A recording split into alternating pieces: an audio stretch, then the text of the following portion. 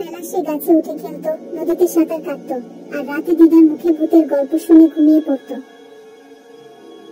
কিন্তু এক রাতে দিদা গল্প না বলে ঘুমিয়ে পড়ল। রাহাত একা ঘরে বসে জানালার বাইরেটা অস্পষ্ট ছায়া। ছায়াটা ধীরে ধীরে এগিয়ে এলো।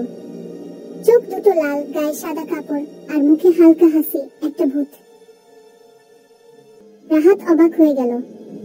ভূতটা এত শান্ত, এত দুঃখী। রাহাত বলল, তুমি চাইলে আমি তোমার বন্ধু হতে পারি। এরপর থেকে রাহাত আর ভূতটা প্রায় রাতে দেখা করত। তারা গল্প করত, লুকোচুরি খেলত।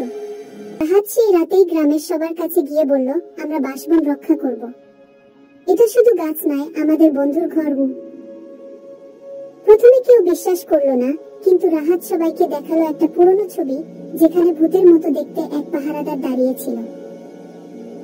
ভূত বলল, আকাশের তারা জ্বলে উঠল, আর একটা হালকা গল্পের শিক্ষা।